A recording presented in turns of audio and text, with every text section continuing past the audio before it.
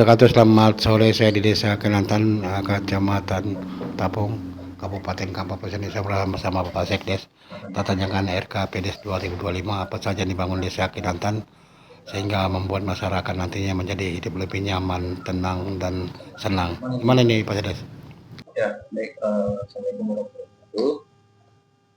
Jadi untuk rencana kita untuk tahun 2025 ini, pertama itu kita buka jalan baru ya. Itu nanti untuk menembuskan jalan Duku 2 itu di Lombok Barat. Kemudian ini kita ada membangun beberapa drainase, yaitu di wilayah di sini juga drainase. Kemudian kalau fisik itu ya, kalau yang untuk ketahanan pangan itu juga kita kan pada saat mengikuti regulasi ya dari pemerintah pusat dan turunan ke bawahnya. Kalau untuk ketahanan pangan ini ya tentu berdasarkan regulasi pemerintah itu minimal 20% dari pagu dana desa.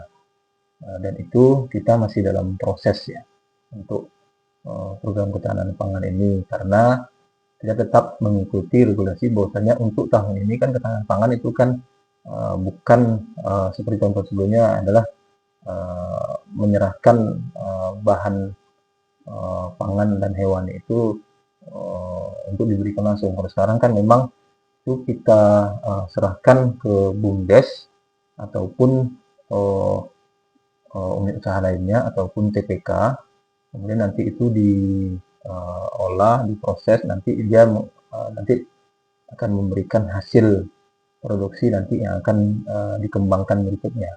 Jadi tidak diberikan seperti sebelumnya. Dan itu insya Allah sedang dalam proses ya.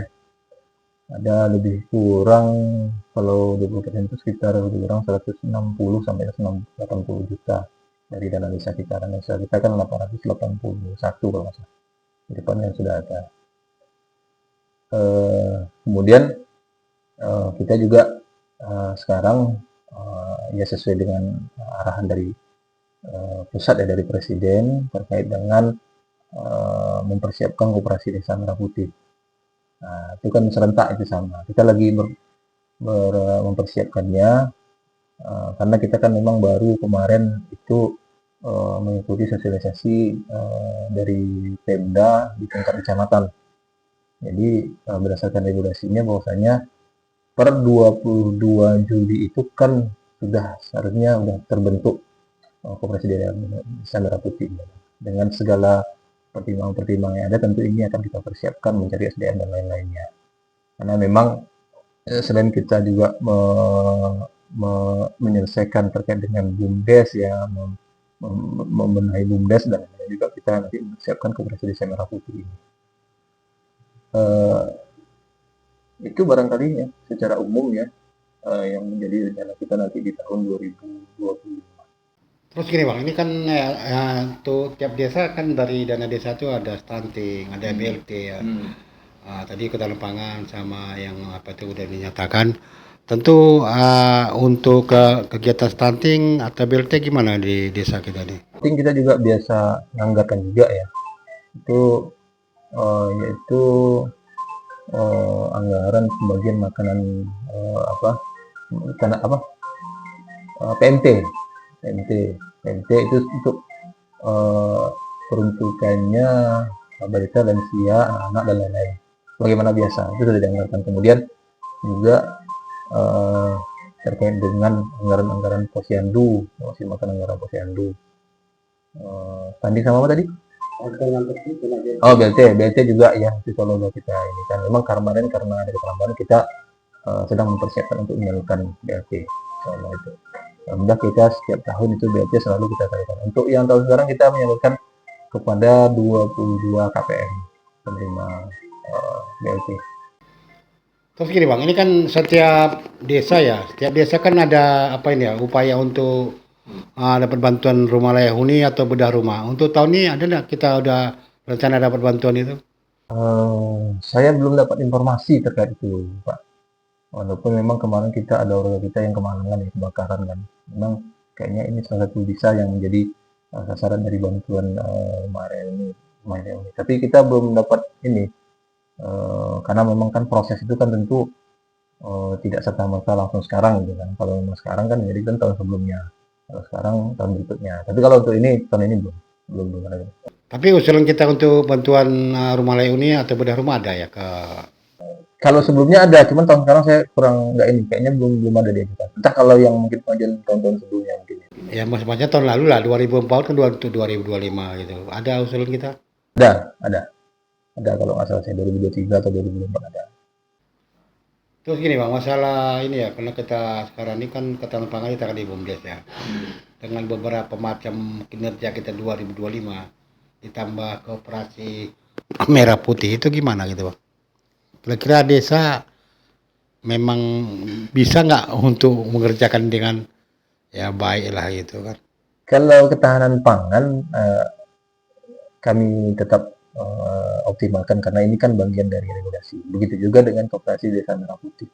Kita juga akan optimalkan walaupun ya kan di sana sini mungkin banyak kegambangan ya kita kan karena terkait dengan koperasi desa merah putih ini kan. Tapi tetap kita tentu bagaimanapun kita tetap harus mengikuti instruksi dari pusat, terutama dari presiden. Ya, kan itu. Apalagi nanti memang kan untuk awal ini kan regulasinya kan terkait dengan pembentukan dulu, belum keluar regulasi terkait dengan anggarannya yang kadang-kadang kan yang diinfokan itu kan sekitar 3 sampai 5 M per desa. Nah, kita menunggu itu gitu kan. Artinya kita tetap jalankan instruksi ini. Iya, itu kan dengan anggarannya sebesar itu ya, kan anggaran nggak 35 M ini. Kan itu tentu desa kan harus menempatkan orang yang memang mampu di bidangnya gitu. Karena koperasi ini kan tentu sentra ekonomi desa gitu. Nah, kan kesalah sedikit ini kan bakal jadi bumerang untuk desa. Nah, itu gimana tuh Bang? Itu sebenarnya yang memang menjadi kegambangan bagi kami karena ini bukan sedikit anggarannya kan. Kami di desa pun ya dengan yang ada aja kami sudah luar biasa gampang itu kan dengan keterbatasan kami yang ada gitu kan mengelola anggaran dan lain-lain gitu kan apalagi ditambah dengan anggaran yang tidak sedikit kan lebih besar pula dari anggaran yang rutin tiap tahun dikeluarkan kan 3 sampai 5 M tuh.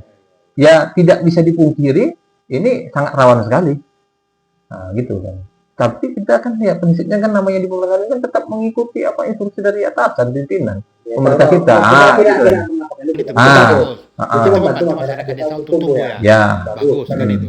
Masalahnya kan kesiapan SDM desa sendiri. Karena kan koperasi ini kan bisnis. Mau tidak mau dia bisnis, dia harus berkembang. Ya. Bukan mau dagang 5 M dihabiskan, tidak. Kan itu kan. Dia harus untung, harus ada saldo, saldonya jelas. Ya. Nah itu gimana untuk desa kita? Ya tetap kita berproses dan memperbaiki sesuatu yang itu kan. Karena kita juga kan akan berupaya semaksimal mungkin nanti mencari SDM-SDM yang ada untuk ini, ya kan? Kita laksanakan. Artinya begini, tentu semua itu kan sudah dipertimbangkan dengan matang oleh pemerintah kita ya untuk memulihkan program ini dan kita laksanakan semaksimal mungkin. Kalau nanti terjadi kendala di SDM dan lainnya, tentu kita sampaikan saja kondisi yang ada gitu saja. Apa adanya aja bukan dipaksakan ya. Tapi jelas kita jalani dulu. Kan itu intinya. Ya tidak bisa dinafikan, tidak bisa dipungkiri ya SDM-nya memang sangat terbatas. Tidak bisa dipungkiri kan gitu. Mencari orang yang capable ya kayak mengelola koperasi, mengelola bisnis dan lain-lain ini kan bukannya gampang kan gitu sebenarnya kan. Apalagi koperasi ya yang punya modal jelas, yang punya keanggotaan, kemudian kalau kayak BUMDes atau organisasi apa kan dia sebenarnya ya anggaran itu kan hanya dipertanggungjawabkan kepada desa. Tapi kalau ini kan dipertanggungjawabkan kepada anggota kan gitu. Walaupun kepala desa kan sebagai ex officio dari koperasi ini kan, tapi tetap nanti secara ini ya kan dia induknya koperasi gitu. Nah itu ya itulah yang kita pahami sekarang ya. Harapan kita berjalan lah Bang. Ya harapan kita berjalan.